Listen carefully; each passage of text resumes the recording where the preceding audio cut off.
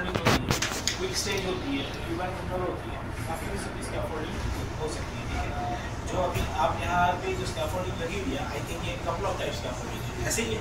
Couple of type scaffolding इस्तेमाल करना है, इसके हर 500 ml पे आपको एक स्पोर्ट मिलेगा गेहूँ लगाते हैं।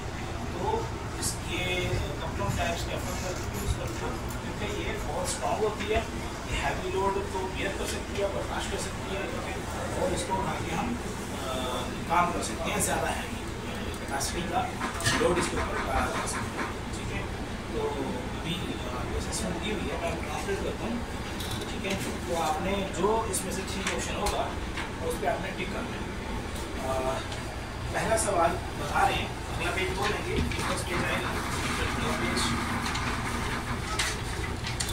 फर्स्ट क्वेश्चन में आपको ये ट्रांसलेट करके बता रहा हूँ, आपने अपनी समझ से इसका आंसर टिक करना है। इसमें दो ऑप्शन है जी, ए और बी। ए का मतलब सही है और बी का मतलब गलत है। अगर पहली लाइन मैं एक पढ़ूंगा, लाइन पढ़ूंगा, आपने समझना है, सोचना है उसको कि ये सही है या गलत है। अगर सही है तो ए पे टिक करना है, गलत है तो बी पे टिक करना है। ठीक है, पहले में कहता है स्कैफोल्डिंग है जिससे components must be capable of supporting without failure its on weight and at least 4 times the maximum of bending load applied to the transport। कह रहा है कि जो स्कैफोल्डिंग आप बनाते हो, ठीक है, उसकी कैपेसिटी अपना वजन बर्दाश्त करना और अपने वजन से 4 गुना ज़्यादा वजन बर्दाश्त करने की कैपेसिटी होनी चाहिए उसकी।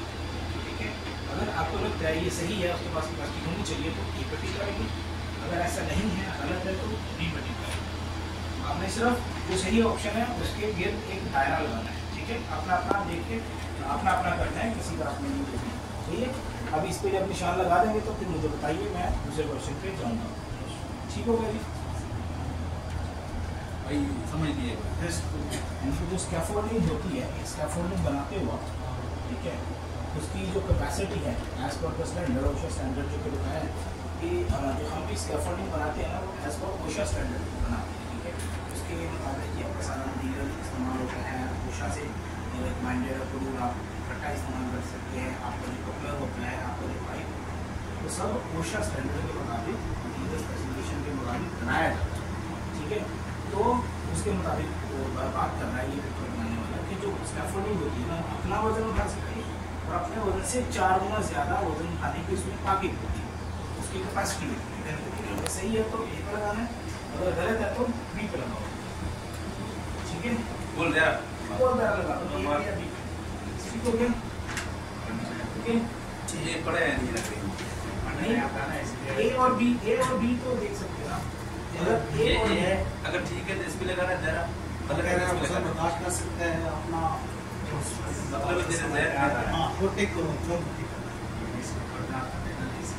हाँ, वो अगर तेरे जहर में जो बोल रहा है सही है तो वो तुमने एक के ऊपर पे इधर तेरा मारा, अगर वो बोलता है गलत है तो नीचे भी वजन और चार्ज ये दौर बना ताकत की, उसकी ताकत नहीं चाहिए।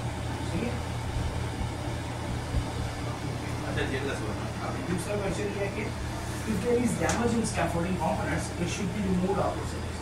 अगर आप स्कैफोल्डिंग बना रहे हैं, ठीक है, उसके में कोई चीज़, उसका मटीरियल डैमेज हो गया, जैसे उसका पाइप डैमेज हो गया, उसका प्लैंक है, उसको पट्टा भी बोलते हैं, वो डैमेज हो गया, उसका कपलर डैमेज हो गया, उसका सोल प्लेट डैमेज हो गई, उसकी बेस प्लेट डैमेज हो गई। ठीक है, आपने जब काम करते हैं तो सबसे पहले चेक करते हैं ना, मटीरियल इंस्पेक्शन करते हैं। तो ये क्या है कि अगर कोई चीज़ उसमें से डैमेज हो गई है, उसको बाहर निकालना, उसको इस्तेमाल नहीं करना। ये सही कह रहा है तो ए पर लगा देना, अगर गलत कह रहा है तो बी पर। ऐसे गोल दायरे नहीं लगाना, ए तो अंदर रखना है गोल दायरे। सर यही है ना सर? हाँ, ए तो गोल दायरे के अंदर रखना है, वो ये ए तो हमेशा गोल दायरे के अंदर रखना है। ठीक है, सही है, समझ आ रही है? हाँ, बोल दो। हो गया आपका 2 नंबर क्वेश्चन हो सकता है।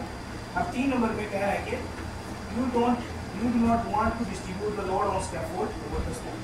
अब स्कैफोल्डिंग को बनाते हैं सब रिकॉर्डिंग हो रही है।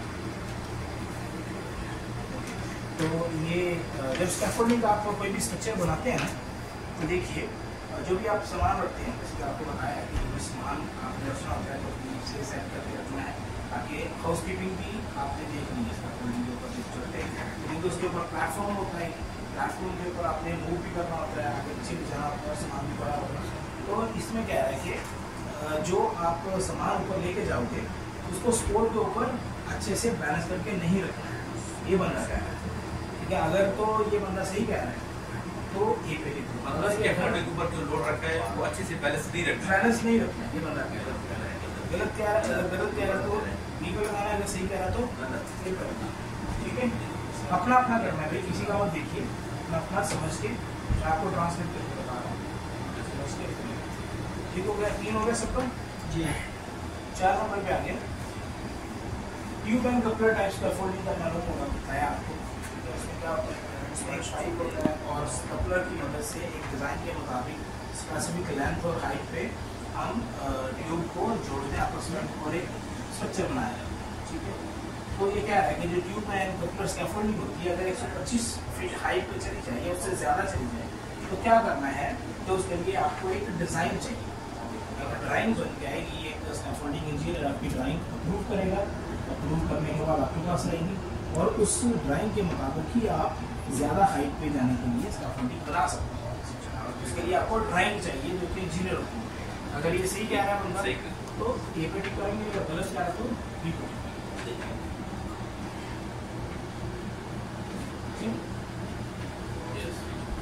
4 हो गए सबके, 4 हो गए। 5 नंबर पे कहता है कि we are allowed to work on scaffold during high winds or during storms। 5 number में कहता है कि अगर बहुत ज़्यादा तेज हवा चल रही है, आंधी चल रही है या तूफान आ रहा है तो हम स्कैफोल्डिंग के ऊपर चढ़ के काम कर सकते हैं। तो काम कर सकते हैं एज पर स्टैंडर्ड। जैसे कि आपको बताया है कि अगर 65 किलोमीटर पर आवर की रफ्तार से हवा तेज हो जाए तो स्कैफोल्डिंग के ऊपर काम नहीं कर सकता, 65 kph। ठीक है, तो ये बंदा सही कह रहा है, गलत क्या है? गलत कह रहा है। ठीक है, तो गलत कह रहा है तो किस पे लगाएंगे निशान? क्वेश्चन नंबर 6 है।